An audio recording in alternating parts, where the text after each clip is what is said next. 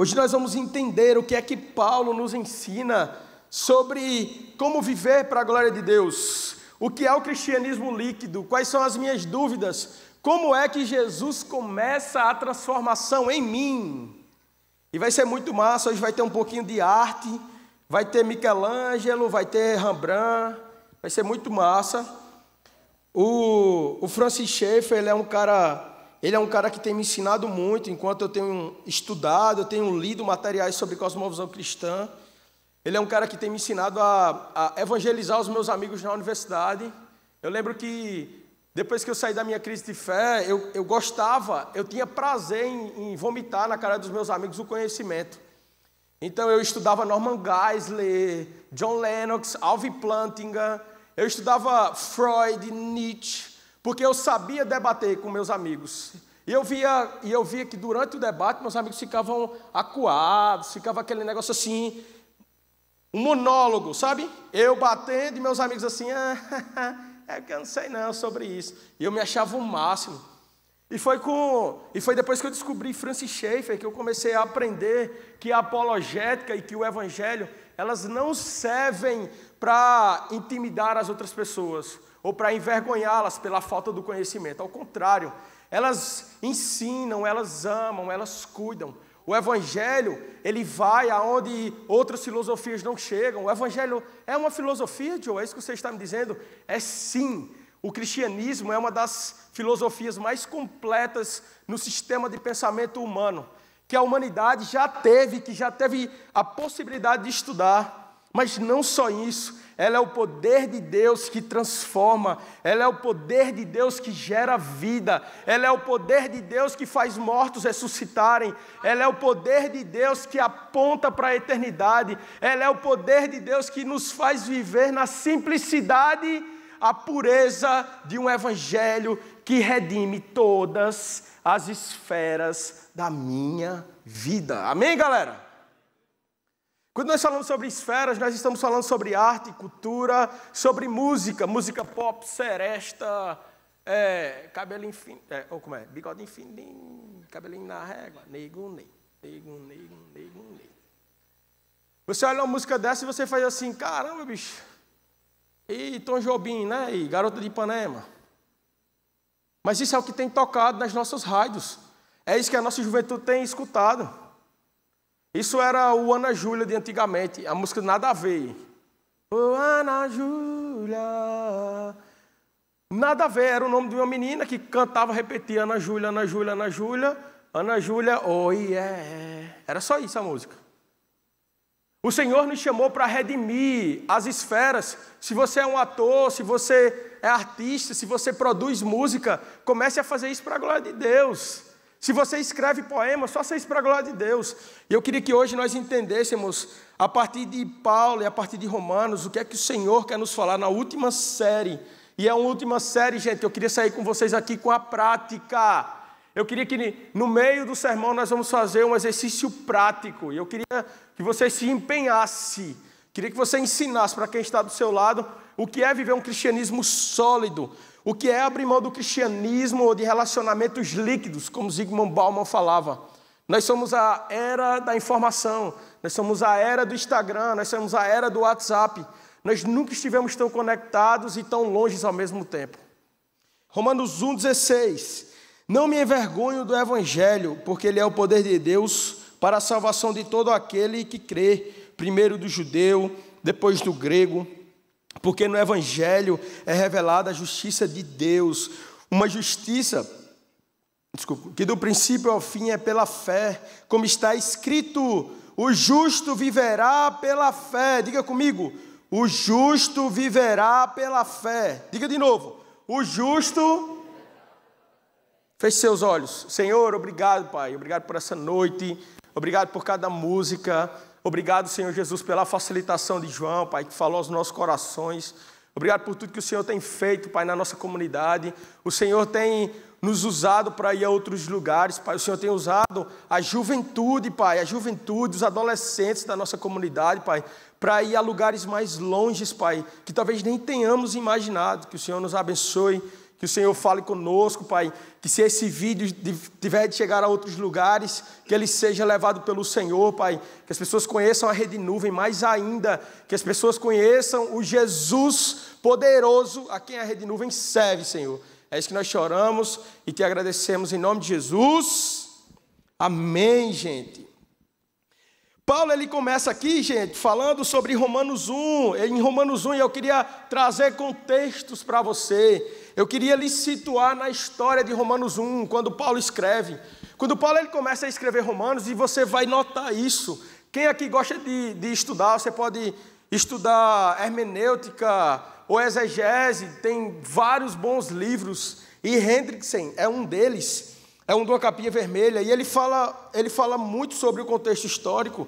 E Paulo, se você não sabe, Paulo nasceu numa cidade universitária. Existiam poucas naquela época. Quando Paulo nasceu naquela cidade universitária, ele já cresceu em meio ao fomento de cultura, de estudo da filosofia grega. Mais do que isso, é como se ele, à época, tivesse estudado na Universidade de Harvard. O maior tutor da época era Gamaliel, um dos maiores, Gamaliel. E a Bíblia diz que Paulo ele foi ensinado aos pés de quem, gente? Aos pés de Gamaliel.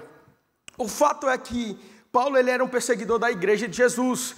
Um dia, no caminho para Damasco, ele cai, e o Senhor vai até ele faz, Senhor, quem és? Aí, Paulo, tu que me persegues, e aí você sabe toda a história, ele fica cego, e aí o profeta vai até ele volta a ver, e ele se entrega a Jesus. Mas o que está acontecendo aqui é que Paulo está lidando com falsos filósofos, com falsos ensinamentos, que é basicamente o que nós lidamos hoje no dia a dia, na nossa realidade cotidiana, aqui em João Pessoa, no Brasil, na Paraíba. Quando Paulo ele começa a escrever Romanos 1, e você vê aqui no Romanos 1:1, Paulo, servo de Jesus Cristo, chamado para ser apóstolo, separado para o evangelho de Deus, o qual foi prometido por ele de antemão, por meio dos profetas, nas escrituras sagradas. Paulo ele está se colocando como um servo, apesar de ser um grande filósofo, apesar de ser um cara com conhecimento assim gigantesco, ele se põe como servo. E apesar de estar no meio dos estoicos, dos socráticos, ele diz assim, eu não me envergonho. Olha que loucura que Paulo está dizendo. Paulo é um cara da alta sociedade intelectual. Paulo é um cara que fala 5 idiomas, pelo menos, assim, por baixo. Entendeu? É igual a Joe.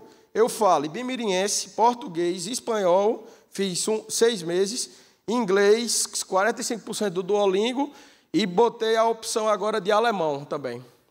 Então, não adianta rir, meu amigo aí. Estou aprendendo. E aí você compara. Eu sou um cara que terminei a universidade, eu sou um cara com 27 anos de idade, fiz 27 semana passada. Estou novinho, né? Ou não. Mas eu não sou um cara nem aos pés, que chega nem aos pés de Paulo.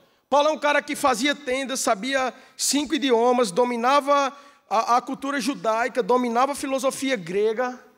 E ele começa, gente, volta para o texto comigo, Romanos 1,16. Não me envergonho do evangelho. Eu vou dizer para você de novo, não me envergonho do evangelho. Talvez as mesmas dores e as mesmas dificuldades que Paulo passasse naquela época são as nossas. Por que não? Você chega na sua universidade, o seu professor é pós-doutor. Ele é pós-doutor em Harvard. Ai, meu Deus, ele falou assim, olha, eu acho que Darwin estava certo. Aí você, não, certeza. Oh, pelo amor de Deus, desculpa aí, professor, a minha filosofia cristã, o meu conhecimento cristão, ele é muito limitado, eu aprendi só lá na igreja. Não, desculpe aí. O seu professor falando sobre Karl Marx, não, von Mises, eles são os salvadores da pátria.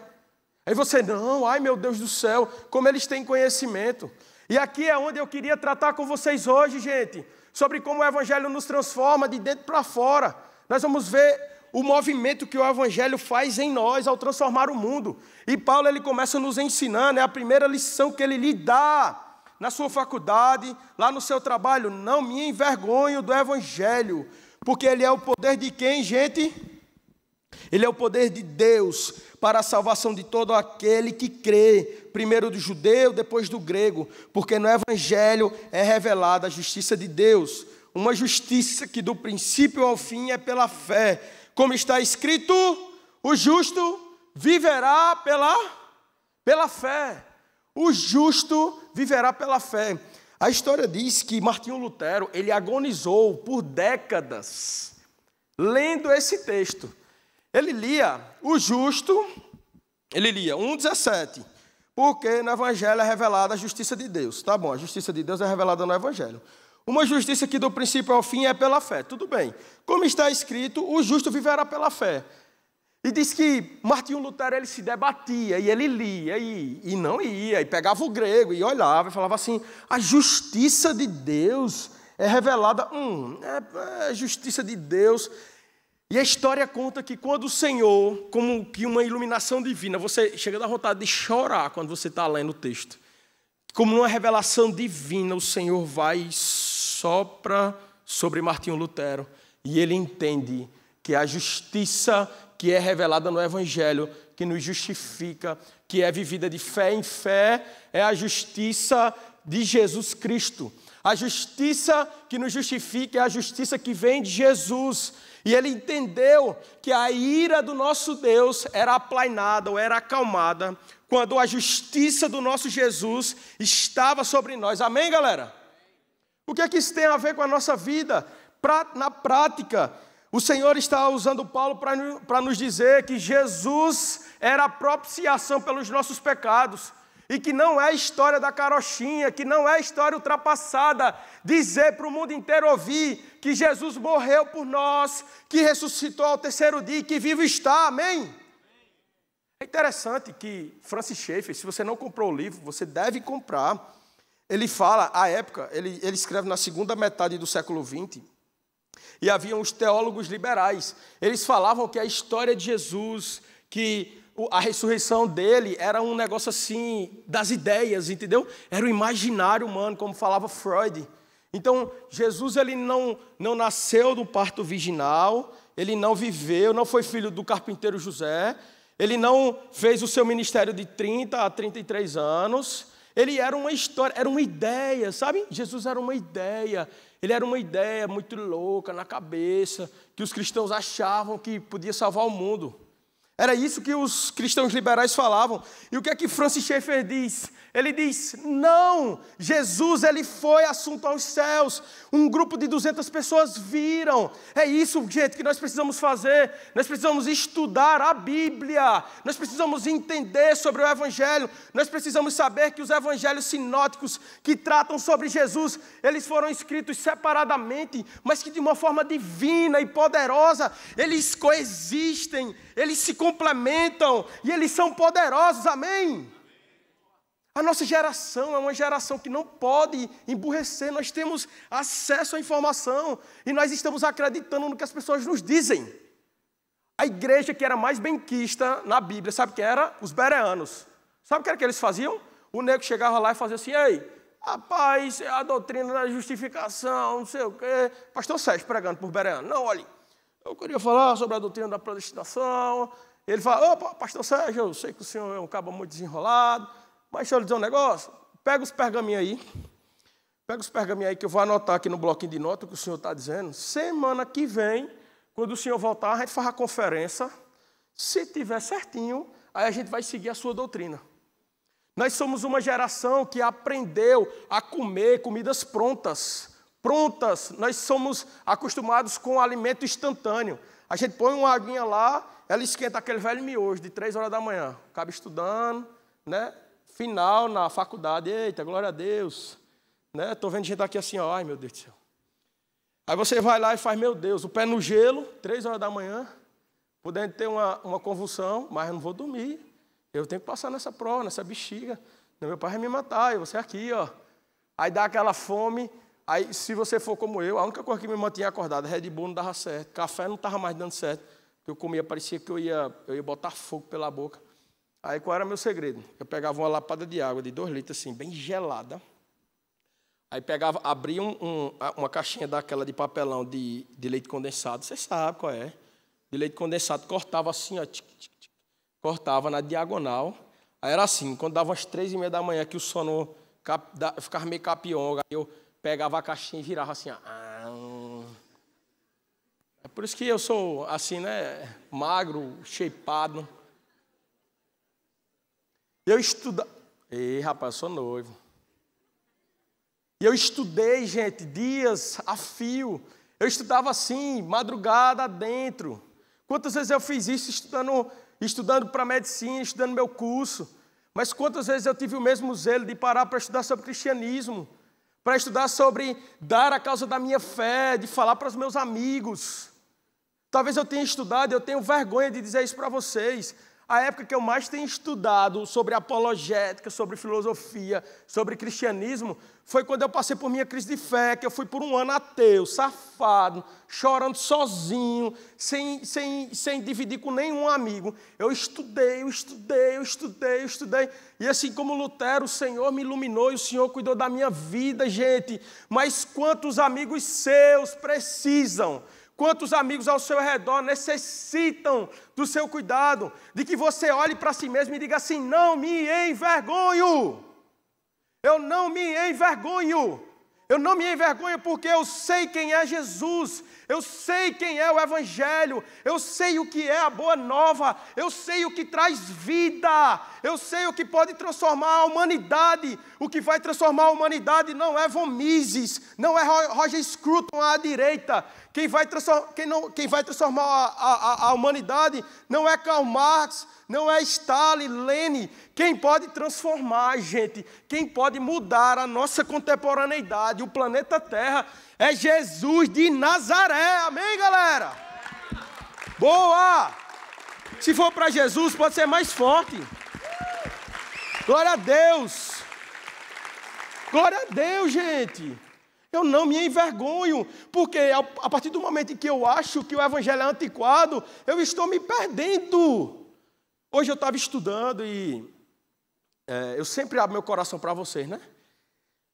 E eu estava lendo um artigo e dos grupos no mundo hoje que mais adoecem são 2, médico e pastor. Fiz, glória,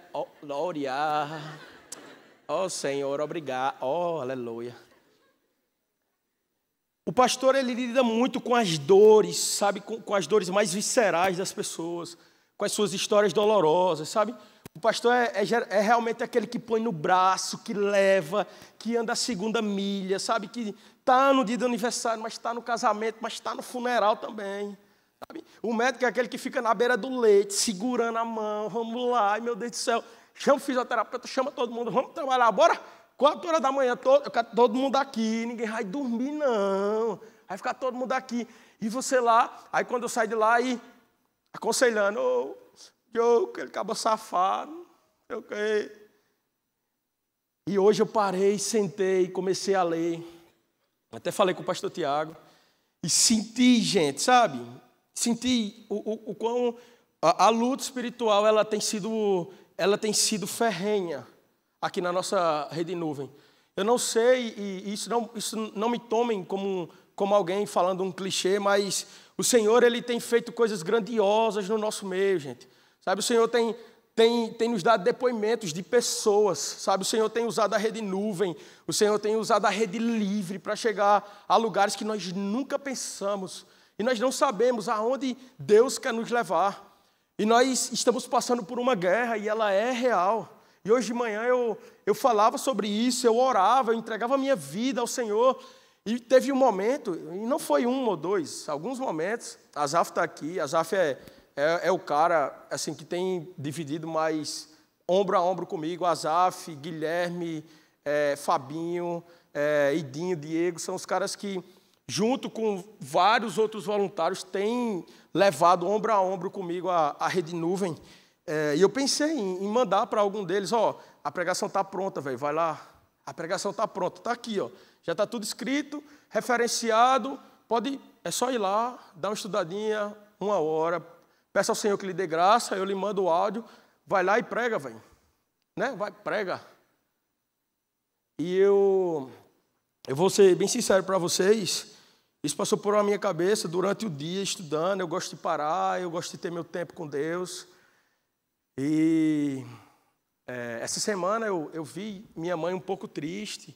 E eu fiz, meu Deus, eu comecei a trabalhar, acabei de terminar o curso. O Senhor tem abençoado a Rede Nuvem. Nós estamos trabalhando a galope, porque Deus tem nos dado outras pessoas, conexões, projetos. O Senhor vai nos levar a pubs da cidade, a cinemas. O Senhor vai fazer coisas que nós nunca imaginamos. Mas como é difícil, Senhor, estar aqui. Como é difícil viver tudo isso. E eu mandei uma mensagem para Azaf e ele fez, e aí, meu pastor? Aquele jeito dele, o galego. Meu pastor, de boleiro. Meu pastor, beleza. Beleza, cara. E eu continuei estudando. E chegou uma parte do livro que eu tinha feito um resumo, mas passei por ela de novo e comecei a ler. E o Senhor falava sobre cura substancial da nossa vida, cura substancial da nossa mente. E parece um tema de autoajuda, né? Parece aquele Tony Robbins. Só falta eu pedir para vocês levantarem e fazer tchá, tchá, palavras de ordem. Nós vamos conseguir, nós vamos chegar lá, esse vai ser o melhor ano da nossa vida. A gente vai. A gente é bom, a gente vamos conseguir, sempre. São palavras de ordem, determine, irmão. Eita, xalabata. Eis que te digo, determine aí agora. Determine que o diabo vai-se embora, determine que não sei o quê, determine que você vai viajar para Orlando, que vai ser missionário na Disney, determine. Determine, irmão. Chegou aí que deu uma risada, Deus, trazendo um arrependimento. Determine, nós vamos conseguir, nós vamos chegar lá. E durante a tarde, foi um momento assim muito precioso, sabe? Eu parei, eu me joguei literalmente, me joguei aos pés do Senhor e fiquei ouvindo música e continuei lendo o livro, continuei lendo a palavra. E o Senhor começou, gente, a ministrar o meu coração. E eu fiz, caramba, quantas vezes eu tive receio de falar isso para a Rede Nuvem, falar isso para meus amigos. Demonstrar fraqueza. Não demonstre fraqueza. Não demonstre fraqueza, você se torna vulnerável. E o Evangelho foi me ensinando, gente. E eu queria que você, a partir disso que eu acabei de dizer, que você entendesse o que é que Paulo quer nos dizer. O justo, ele viverá pela fé. O justo, ele viverá pela dependência. Lembra que eu disse semana passada? Fé são mãos vazias levantadas ao Senhor, dizendo, Pai, é pela graça, é um dom imerecido. Eu não merecia estar aqui, você não merecia estar aí. Nós não merecíamos o dom imerecido do nosso Jesus, que veio até a terra e, como Isaías diz, morreu por nós com morte de cruz. Essa é a maior mensagem que o mundo pode ouvir, amém? Amém, gente. Se é para o Senhor, pode ser mais forte.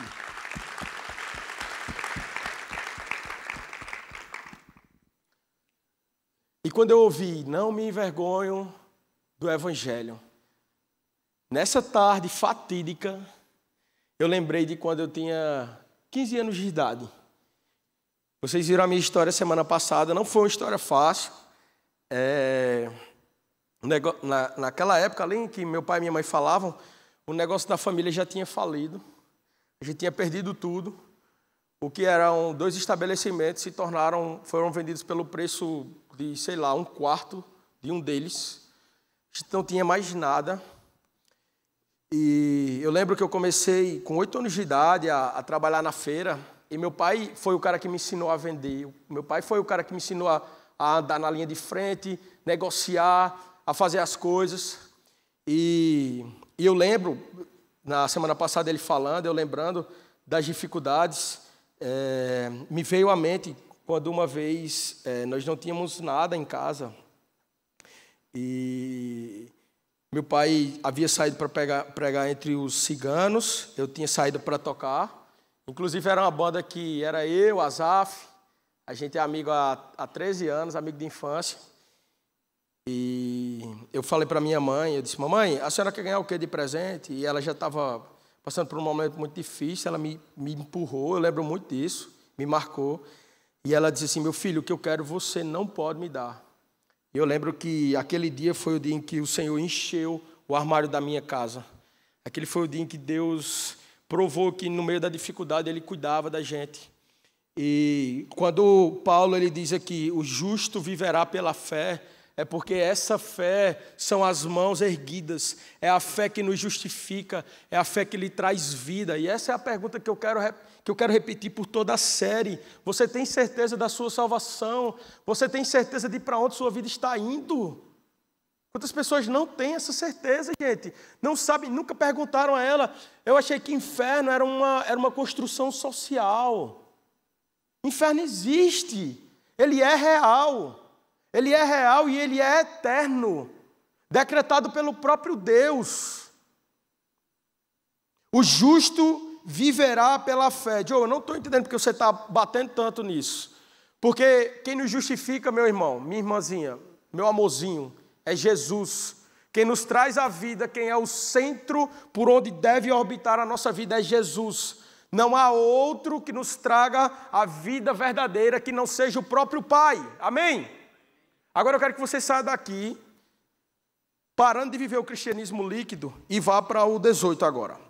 Romanos 1:18. Romanos 1:18. Enquanto isso, eu queria pedir aos meninos que colocassem a imagem da Capela Sistina, que o Papa Júlio II pediu que Michelangelo pintasse. Portanto,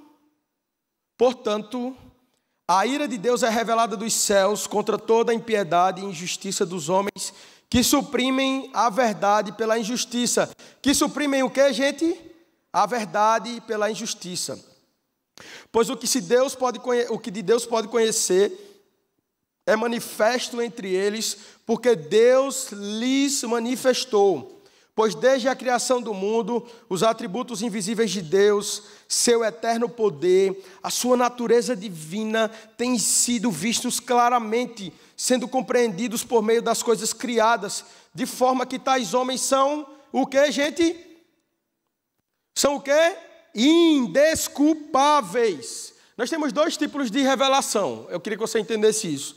Nós temos a revelação especial, que é a revelação bíblica. Então tem gente que chega para mim e faz assim, Pastor Joe, eu queria saber se eu devo namorar com aquele boyzinho. Aí eu pergunto assim, você já leu sobre relacionamento na Bíblia? Você já orou? Aí vai assim, e na Bíblia fala sobre oração. Oh, meu Deus do céu, eu também já fui uma anta. Mas depois eu descobri que Provérbios 31 fala sobre qual é a mulher perfeita e sábia. Diz que a mulher sábia vale mais do que rubis. Isso está revelado na Bíblia. Não tem para que você perguntar um guru, não, velho. Você, ai meu Deus, eu preciso de um guru para eu achar a mulher da minha vida. Aí você, mulher, chega para mim e faz assim, Pastor Joe, eu não sei se eu deveria namorar com aquele homem, aquele varão do Senhor, ele anda com a Bíblia, uma calça, ele tem uma blusinha de botão, ele é tão benção, mas ele desrespeita a mãe. Ele deve na praça em todo lugar. Aí você, eita rapaz. Aí você vai para Efésios. O homem que glorifica a Deus e que será um bom homem é aquele que passa no teste da graça, da praça e da praça, da graça e tem outro teste, são 3.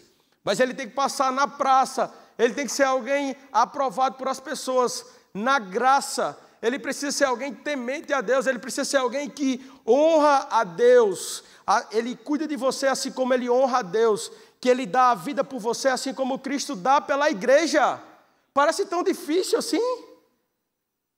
Porque nós vamos procurar sempre nas outras pessoas.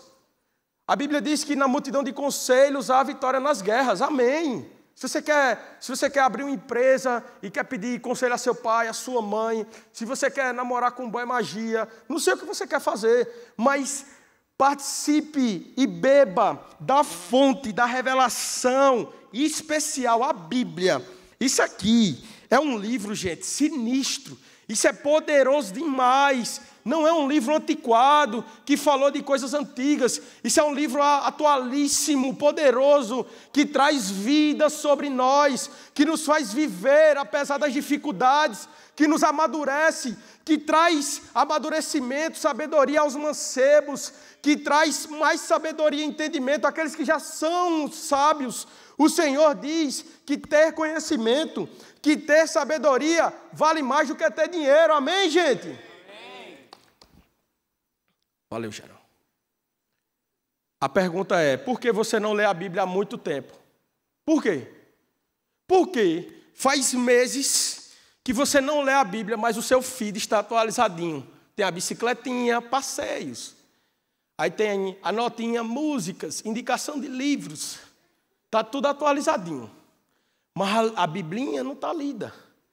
Você vê, minha namorada disse que isso é hipocrisia minha. Mas não, apego à Bíblia. Ela diz, meu filho, você já está me fazendo vergonha. Eu vou pregar fora da cidade viva, eu vou com essa Bíblia. Aí ela faz assim, meu filho, pelo amor de Deus, o celular, use outra coisa. Mas eu não consigo, gente, me desapegar, já tentei, já peguei outra, eu tenho outras Bíblias. Mas eu comecei a crescer, eu comecei a comer de Deus, de fato, dessa Bíblia. Eu comecei a ser alimentado pelo Senhor, na mão do Senhor, através dessa Bíblia. Foi nela que eu amadureci, foi nela que em 5 anos eu cresci em 30. Então aprenda sobre a revelação especial de Deus. E agora tem o segundo tipo de revelação, é a revelação geral. Quando eu tive a minha crise de fé, eu sempre digo isso, eu tive a minha crise de fé, eu estava estudando para uma prova, e de 5 horas da manhã o sol nasceu. Quando o sol nasceu, eu lembrei do cursinho, quando tinha aquela órbita elíptica perfeita que mantinha a Terra viva. Se mudasse 1 grau para mais ou para menos, nós poderíamos ou torrar ou congelar, e a vida seria inexistente. Nossa, não, você está de brincadeira comigo. Não é perfeito demais não, gente, isso. Isso é a revelação geral de Deus. Por isso que quando um amigo uma vez falou para mim assim, Joe, eu estou tirando o tempo para o ócio criativo. Eu disse, esse bicho está fumando maconha. Ele está fumando maconha, tenho certeza. Não, eu estou tirando tempo para o ócio criativo, eu paro, eu chego da faculdade, eu paro assim, eu oro, e eu olho para a natureza, eu olho para o céu, para o firmamento. Sabe, na hora eu brinquei com meu amigo, mas eu fiz, está aí. Nós vivemos, a gente cantou semana passada, enquanto o mundo acelera e pede pressa, nós estamos apressados, nós paramos de ver o que o Senhor tem nos revelado, a sua revelação geral, sabe? Quantas vezes você parou e olhou no olho da sua família? Ontem algumas pessoas me perguntaram, Joe, você sumiu, cadê você ontem? Ontem eu passei o dia em casa, eu percebi, eu condensei os dias de trabalho para poder me dedicar ao casamento e à rede nuvem, e eu percebi que eu estava conseguindo fazer tudo isso. Só que a minha família ficou no segundo plano. Minha família ficou e eu percebi que ontem a minha mãe estava chorosa. Eu fui dar um abraço nela e falei, mamãe, o que a senhora tem? E ela chorando. Não, eu estou bem, não se preocupe comigo não. E hoje, assim que eu cheguei ali, os meninos da câmera disseram assim, Joe, e aí, brother, como você está? Eu estou bem. E você ontem, cadê? Eu falei, rapaz, ontem eu fiquei com a minha mãe. Na hora, assim, ele me ensinou, ele fez. Aí, servindo juntos. Brother, que estava ali na câmera, que talvez ninguém tinha visto ele. Ele olhou para mim assim e fez, é isso aí, é o nosso primeiro ministério. Não adianta cuidar de tudo ao nosso redor e esquecer da nossa família. Revelação geral de Deus. Eu queria que você voltasse para o texto, que você vai entender agora o que é que eu quero falar.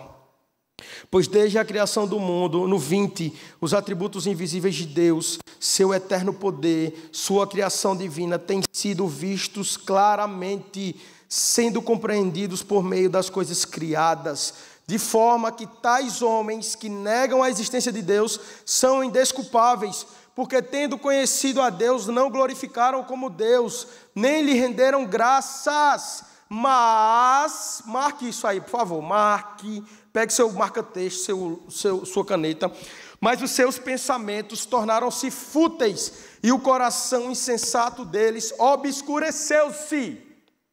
Vou de novo. Mas os seus o quê, gente? Diga comigo. Pensamentos. Diga comigo. Mas os seus pensamentos. Quando Jesus ele vem, ele muda a ética. Escute isso, olhe para mim. Quando Jesus vem, ele muda a ética. Era assim. Não, se eu for lá e matar, aqui ó, homicídio. Pronto, pecado. Aí Jesus fez, é assim?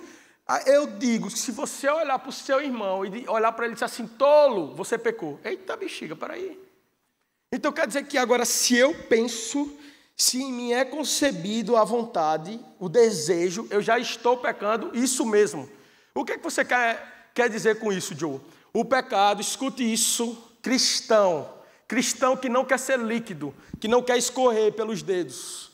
Cristão, cuide das coisas que você pensa, cuide das coisas que você vê, o que é que a sua cabeça tem pensado, o que é que você tem pensado, quando você está sozinho, quando você está em casa, quando você está lendo, quando você está no Instagram passando, só rolando a barra assim, ó, não tem nada para fazer, essa bexiga, eu vou rolar a barra, rola a barra, quem nunca, né? O ócio criativo, né? Aqui, é a maconha lá, acaba aqui. O que é que você tem pensado? O que está na sua mente agora, nesse momento? Eu estou falando aqui. Você está onde? Está na maionese, está lá em Orlando. Ai, meu Deus do céu. Sonhando aqui, pregando para os irmãos lá na terra do Mickey. O que é que você está pensando? O que tem tomado a sua mente? O que você tem sonhado? É isso que Paulo está dizendo. Vocês não estão entendendo, gente. Eu queria falar. Paulo está no contexto com filósofos que dizem Jesus não é verdade. Jesus é uma história, é um conceito abstrato. Esse negócio de cristianismo não é para ser levado tão a sério. Aí Paulo faz, eu não me envergonho. É poder de Deus, meu amigo, você está de brincadeira. É o poder de Deus que transforma a humanidade. Mas ainda, você tenha cuidado com o que você anda pensando. Porque você está se afastando de Deus. Você tem se afastado do Deus eterno, da vida. Isso é muito sério, gente. Eu queria falar sobre um documentário que eu assisti ontem. Eu tirei o dia em casa, fiquei em casa. E ele estava nos Trend Tops do YouTube. Eu gastei, né? Porque quando eu acerto uma palavra em inglês, eu gasto. E estava lá, 1964. Eu falei, rapaz, eu vou ver esse vídeo. Eu já assisti Lula, né? Eu vou assistir também. 1964. Vamos ver o que é que o Brasil Paralelo quer falar. Comecei a assistir. Na metade do filme, ele fala sobre o 31 de março, né? Os atos institucionais. Quando Geisel ele faz a tomada, na verdade, Castelo Branco, ele faz a tomada, e pedido pela população, porque havia a Guerra Fria que estava em alta no mundo inteiro, os Estados Unidos e União Soviética. E aí, de fato, o Brasil ele é tomado pelo que eles chamaram de direita, só que se tornou uma revolução, um estado de sítio, e realmente a ala dura do exército tomou depois, e a partir de Costa e Silva tornou-se numa ditadura. A partir de Costa e Silva, nós tivemos um endurecimento, e aí alguns direitos foram cerceados, e aí todo o movimento que o próprio exército, que a ala moderada queria exercer, todo o movimento político, toda a tramitação política, ela foi quebrada. E aí nós chegamos até a redemocratização. Mas, enfim, há uma parte do filme que me chamou muita atenção. Eu já havia lido sobre marxismo cultural, sobre Antônio Gramsci. E o fato é que chega uma época em que, em todos os países, o comunismo ele começa a cair. Fora os países que foram tomados de assalto pelo exército, todos os outros foram deixando e se livrando do comunismo.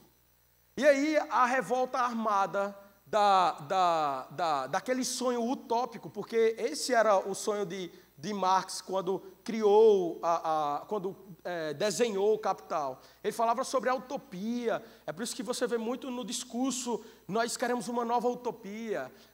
De forma muito paradoxal, o comunismo em si, sólido, ele é ateu, mas o ateísmo é árido, ele não sonha.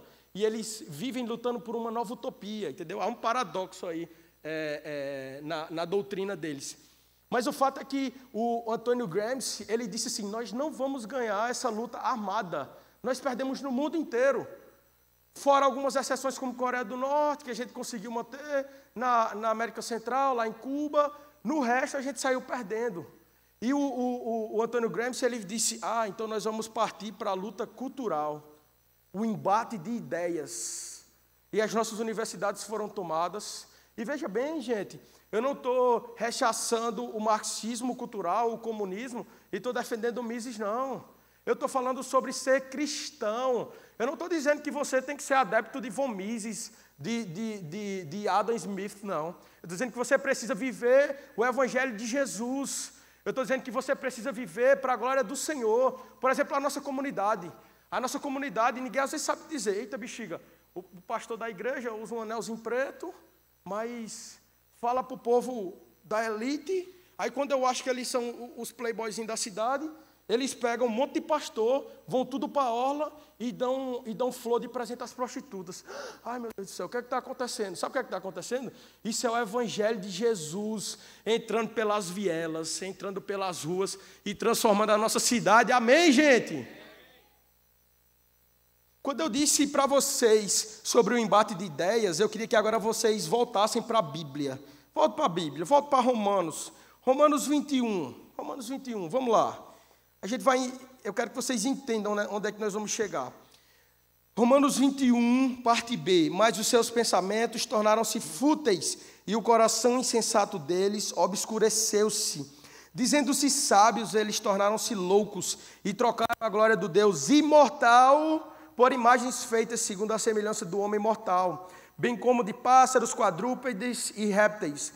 Por isso, Deus os entregou à impureza sexual, segundo os desejos pecaminosos do seu coração, para a degradação do seu corpo entre si. Eu queria falar algo para vocês.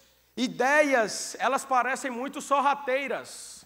Então, quando um amigo seu chega e diz assim, ah, não, velho, que besteira. Isso aí é besteira, é antiquado, isso era do cristianismo do século passado, era do primeiro século, quando Jesus falava, agora a gente vive uma parada nova, maluco. Então a gente vai fazer o sermão, fuma maconha, velho, para dar uma chegada num novo céu, num novo step. Não, tudo que o Senhor ensinou é bonito, é uma filosofia boa, mas não é verdade. E isso é uma plena mentira, gente. Quando o Antônio Gramsci ele iniciou a sua cruzada em guerra com o marxismo cultural, ele lutou contra três coisas: contra o direito, contra a família e contra o judaico-cristão, contra a religião judaico-cristã. Ele bateu nas três coisas e ele conseguiu entrar em vários lugares. Então, para você que gosta de estudar, chegue em casa e coloque marxismo cultural, Antônio Gramsci, e comece a ler sobre isso. Tudo começa aqui. Tudo começa no pensamento. Eu queria dizer para você, quando a Trindade, ela intentou ir fazer o planeta Terra, o cosmos, o que foi que aconteceu? Faça-se, haja. O Senhor primeiro planejou. Nós fomos feitos à imagem do nosso Criador. E essa daqui é a imagem de Michelangelo, que foi encomendada por Júlio II, o Papa, e está no teto da Capela Sistina, e é a criação de Adão. E é muito interessante porque Francis Schaeffer fala sobre isso, e como a cultura oriental acha que Deus, aqui, esse barbudo aqui, que era representado por Michelangelo como Deus, e Adão, Deus ele está em todas as coisas. Tudo é como se fosse uma extensão do próprio Deus. Só que você percebe que não há o toque. E é muito bom, porque o Francis Schaeffer ele faz o comentário. O nosso Deus, para exemplificar a teologia, o nosso Deus, ele não faz parte das coisas, ele teve o potencial criativo, ele está fora, ele é o Senhor, ele não se comunga, ele não se mistura com as coisas, como o panteísmo diz, Deus está em todas as coisas, Deus está no ar, Deus está no elefante, no jumento, na barata. Não, Deus é Deus, Deus é a divindade, é o Pai, é o Abba Pai, e Ele está longe. Só que há algo nessa pintura que nos chama a atenção. Ela é do período renascentista, e foi lá no Renascimento que a cultura clássica ela voltou. E há pouco tempo, um cirurgião foi na Capela Sistina e observou. É porque não dá, a imagem está um pouco, está com muito zoom, mas esse pano aqui, esse lenço que está ao redor de Deus e dos anjos, ele forma um cérebro. E isso denotava, para a cultura da época, apesar de ser uma pintura sacra, isso falava sobre a centralidade do homem. Nós matamos Deus, porque Deus era algo abstrato, criado pelo inconsciente coletivo. Era como se fosse a muleta do homem, para que ele conseguisse viver. Então, para que Deus serve? Deus serve para quê? Não, para eu ficar calminho. Eu olho assim e faço, ai meu Deus, para que eu vim ao mundo? Deixa eu pensar. Eita, não, vai acabar tudo e não serviu de nada. Eu não sei para que eu vim, eu não sei para que serve. Quantas pessoas se perguntam isso, gente? Quantas pessoas que morrem com a filosofia, agarrados com a filosofia. E aqui esse Deus dentro do cérebro humano é como se o nosso Senhor ele fosse só uma ideia abjeta, abstrata. Eu queria dizer para vocês que nós precisamos, Rede Nuvem, isso parece ser algo muito sutil, mas nós precisamos lutar contra isso. Nós precisamos aprender de filosofia, nós precisamos aprender de sociologia, nós precisamos aprender de antropologia, mas, sobremaneira, nós precisamos estudar as Sagradas Escrituras. Nós precisamos estudar a Bíblia, gente. Quantos de nós param, sabe, soltam Suits, soltam Vikings e pegam a Bíblia e dizem assim, eu vou ler Neemias. A minha série da semana vai ser Neemias. Você quer ver guerra? Você gosta de guerra? Vá ler Crônicas, meu amigo. Vá ler Samuel. Você gosta de sabedoria, de filosofia? Vá ler Eclesiastes, vá ler Provérbios. Se você gosta de sexo, tem na Bíblia sexo. Tem, irmão. Você achava que sexo era do cão? É porque não leu a Bíblia. Está lá em Eclesiastes. Tu és tão bela quanto as éguas da carruagem do faraó. Olha que maravilha. Olha para a sua noiva agora, para a sua namorada, e diga isso a ela. Se você não tem namorada, diga pelo zóio da fé. Vá lá, meu irmão, declare. Você é tão linda quanto as éguas as potrancas do faraó. Eita, Joe, quer dizer que a Bíblia fala sobre isso? Fala agricultura, negócio, longevidade. A Bíblia fala sobre tudo isso e nós estamos nos perdendo, gente. Nós somos a geração do fluxo de informações, mas nós paramos de ler a Bíblia, o livro sagrado que nos traz a vida. Dá para entender, gente? Volta comigo. Romanos 1, 24. Agora a gente vai partir para o fim. Por isso Deus os entregou à impureza sexual, segundo os desejos pecaminosos do seu coração, para a degradação do seu corpo entre si. Trocaram a verdade de Deus pela mentira e adoraram e serviram as coisas e seres criados em lugar do Criador, que é bendito para sempre. Por isso, escute isso. Essa é a parte triste, gente.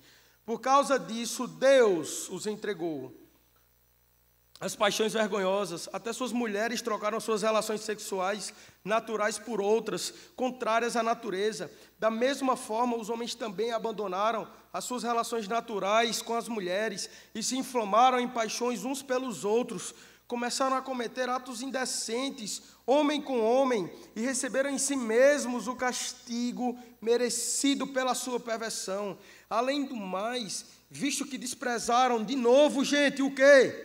O conhecimento de Deus, Ele os entregou a uma disposição mental, de novo, mente, pensamento, de dentro para fora, a uma disposição mental reprovável para praticar o que não deviam, e tornaram-se cheios de toda sorte de quê, gente?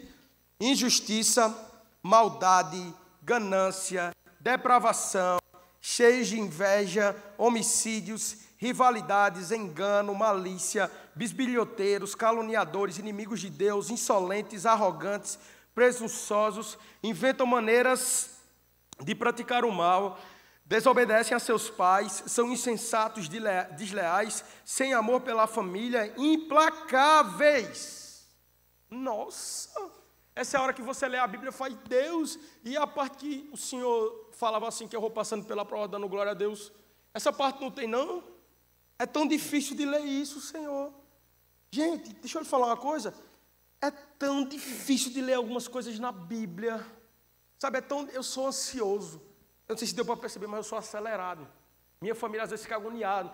A minha noiva, ela é o extremo oposto em mim. Ela fica aqui assim, ó, na paz do Senhor.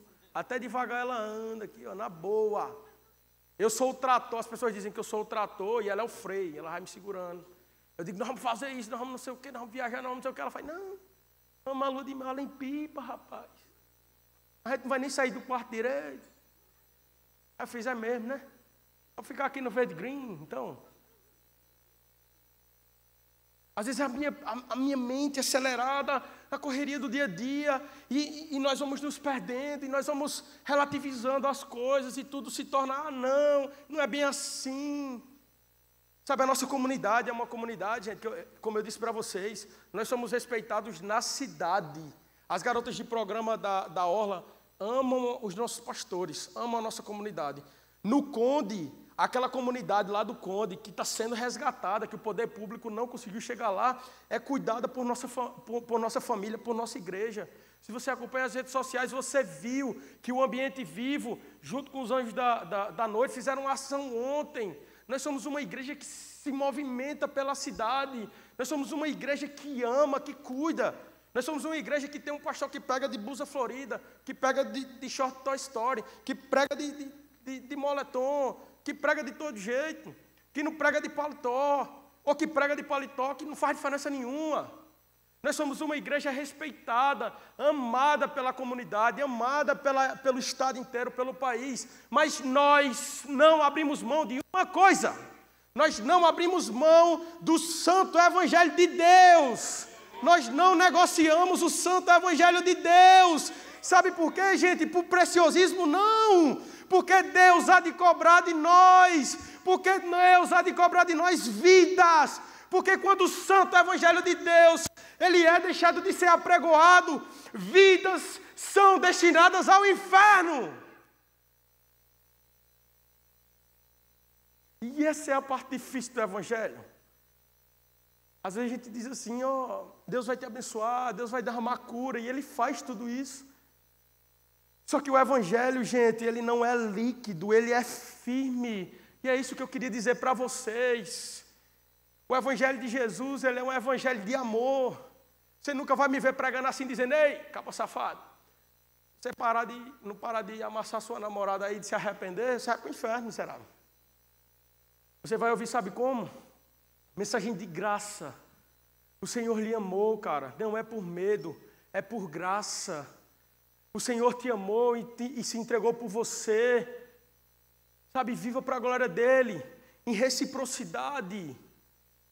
A parte difícil do evangelho, gente, é ouvir isso. As pessoas nos disseram que era normal. Era normal homem se deitar com homem, mulher se deitar com mulher. Mas você que está achando aí, eu não estou me deitando com homem, eu também não estou me deitando com mulher, você está se achando por cima da carne seca. Deixa eu lhe dizer um negócio, termine de ler. O texto sem o contexto se torna um pretexto. E crente gosta de fazer isso. Deixa eu lhe dizer. Para você que é ganancioso, para você que olha para as coisas dos outros e faz, ai meu Deus, eu queria ter aquilo. Deus lhe abençoou com um negócio. Aí você, não, Deus, mas eu queria ter aquilo. Eu queria ter aquele cargo. Você não cuida do que Deus já lhe deu. Sabe, Deus lhe deu uma família abençoada. Aí você, ai meu Deus, como eu queria ter a família de fulano de tal. Porque meu pai, ele tem problema com alcoolismo. Mas você não se lembra de quantas noites o seu pai passou trabalhando fora de casa para lhe dar o leite. O leitinho, o leitinão, o leite de vaca, de jega, de que for. Para lhe sustentar, para cuidar de você. Sabe, às vezes a gente vive naquela ganância, eu quero mais. Perguntaram para Rockefeller, um dos homens mais ricos que a humanidade já teve.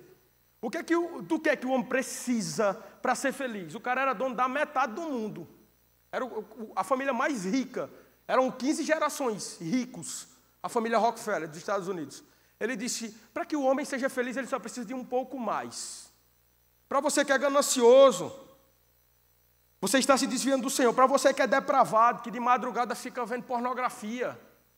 Você fica apontando o dedo para o cabo na conexão, mas você vê pornografia à noite. E você não luta contra isso, você não abre seu coração e você não é tratado.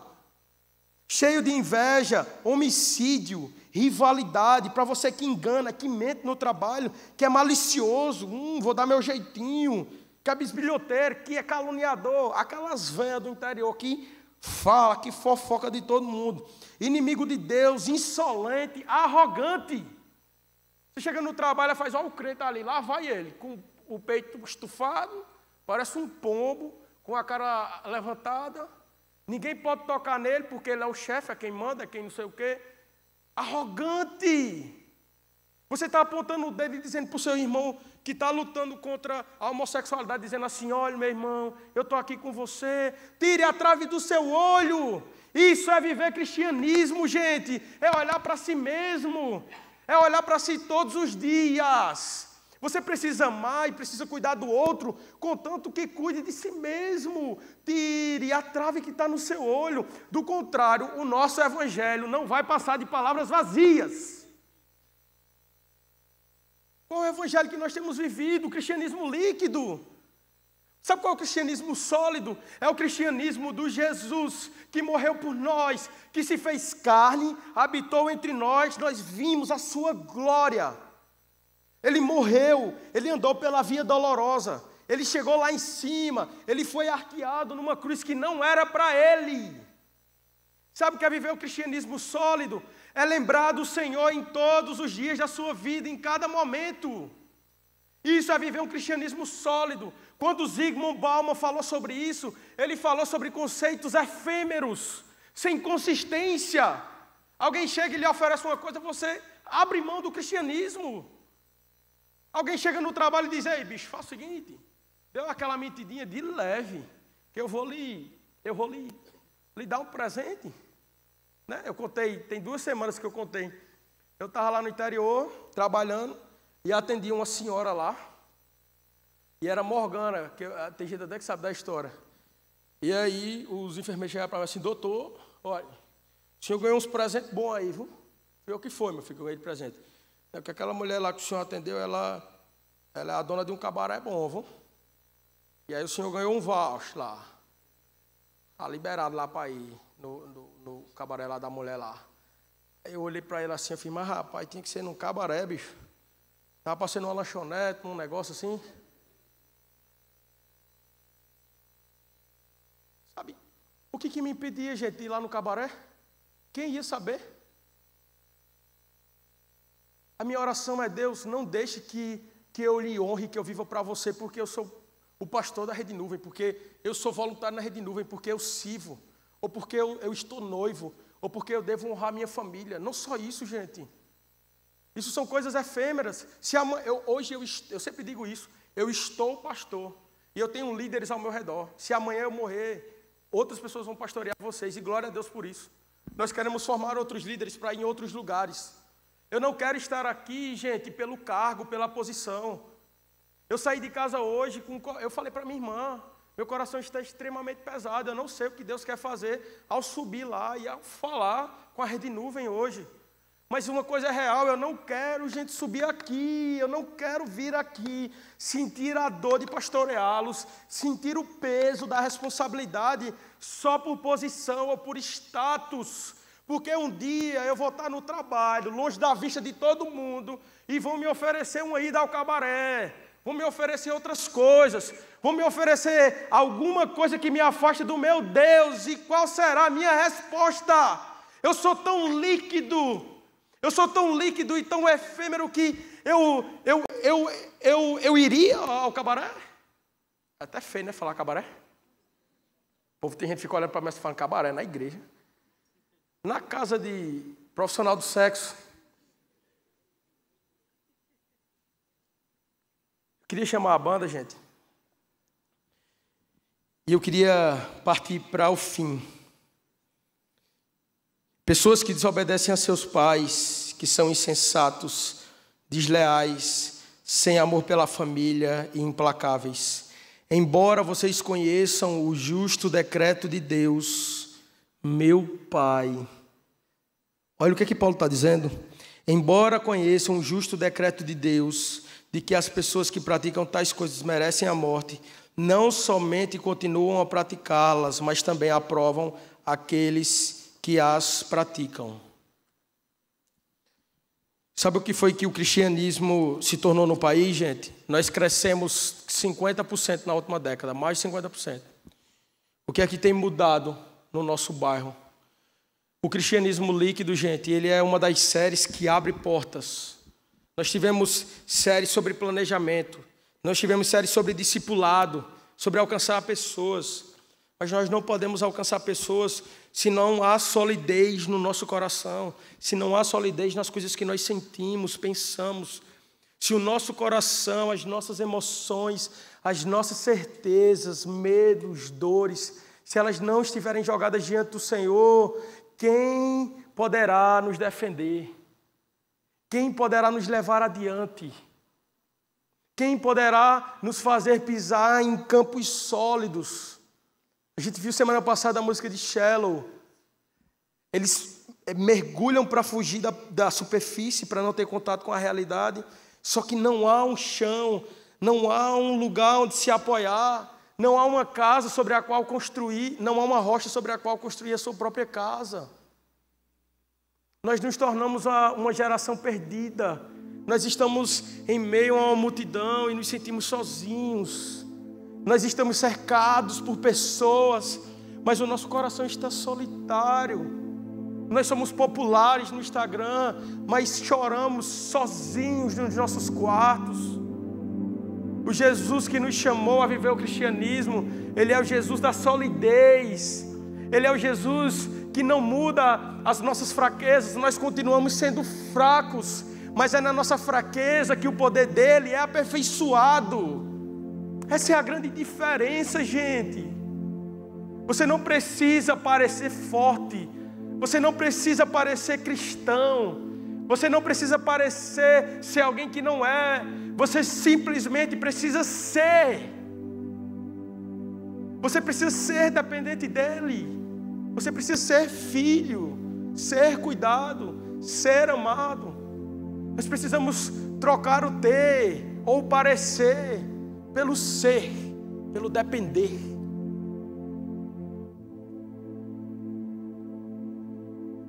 E eu queria terminar com a última imagem, que é o filho pródigo de Rembrandt. Eu queria que vocês nunca mais esquecessem dessa imagem.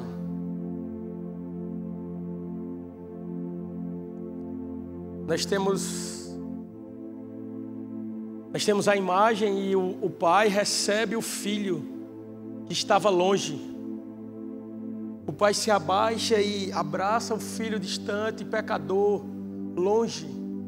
Mas talvez uma coisa que poucos de nós percebem é que no final da pintura, lá em cima, há um segundo filho. Há um segundo filho, e esse segundo filho é o filho mais velho.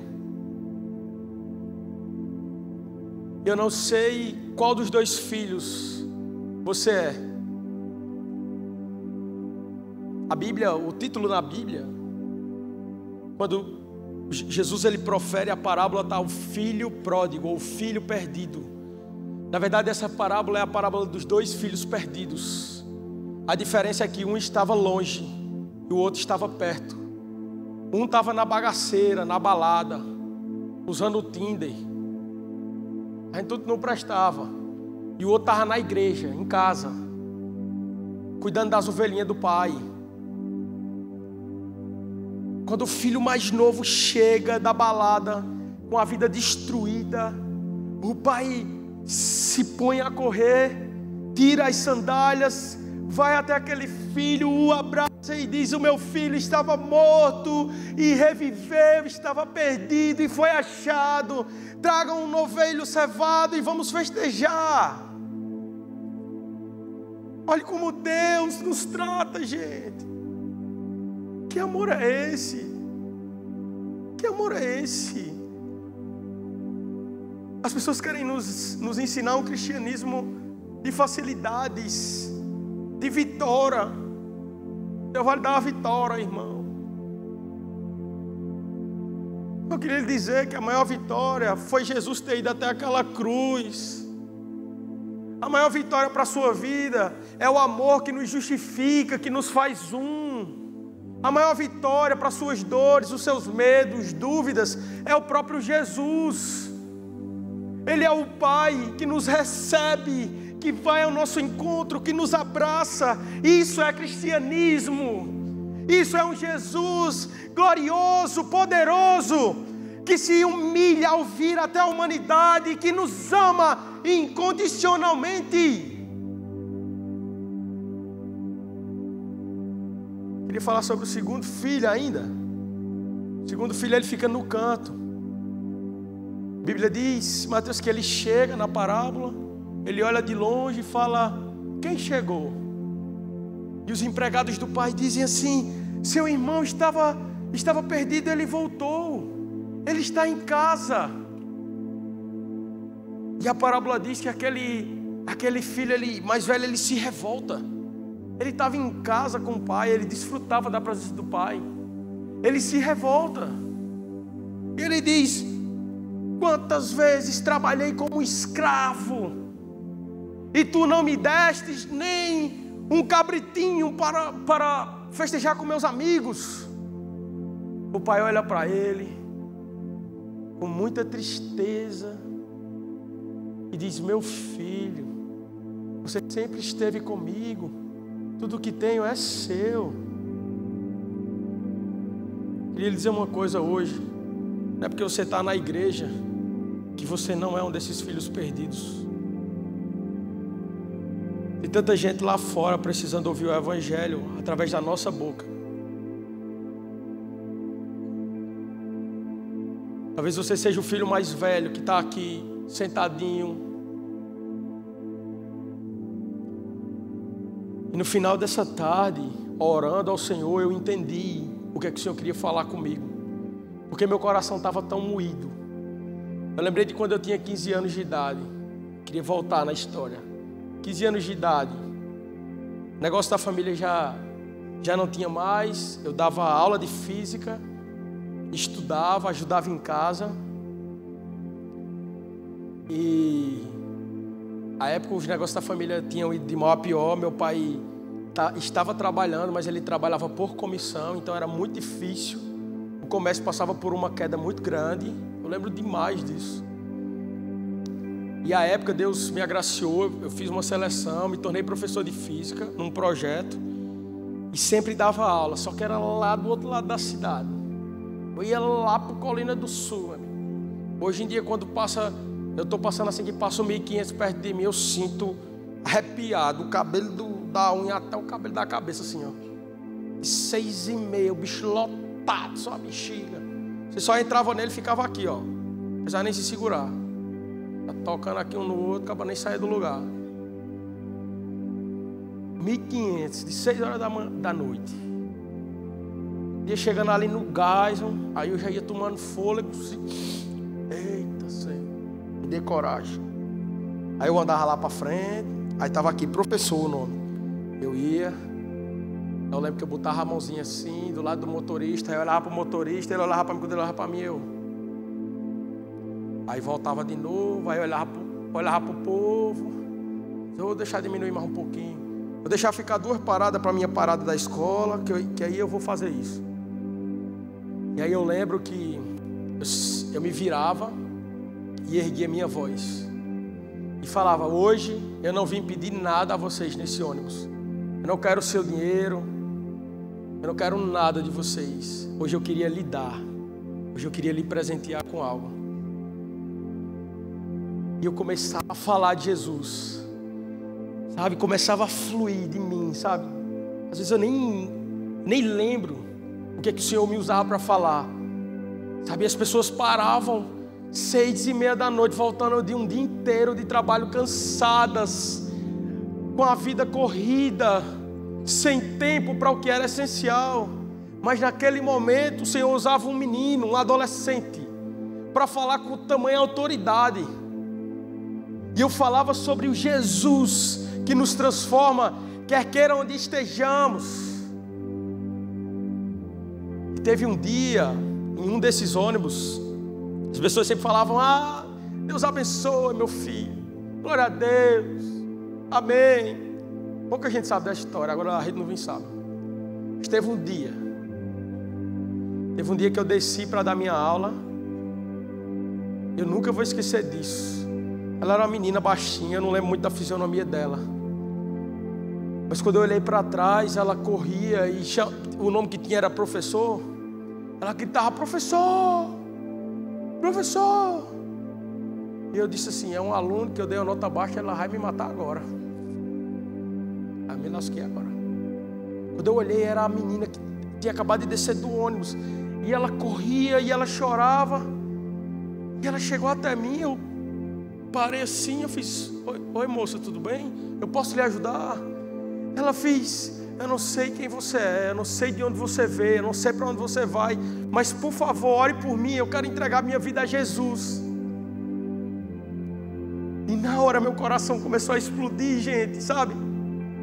O meu coração começou a pipocar e eu falava assim, yes! Só foi uma parada, porque eu estava com vergonha. Uma parada e eu desci correndo. E ela desceu atrás de mim, sedenta do Evangelho. E ela disse assim, amanhã eu vou procurar uma igreja perto de casa. O senhor pode me indicar algum? O senhor pode me dizer algum livro? Eu preciso de Jesus. Eu não aguento mais viver essa vida de festa em festa, de entregar meu coração a outras pessoas. Eu quero conhecer esse Jesus que você acabou de falar ali no ônibus.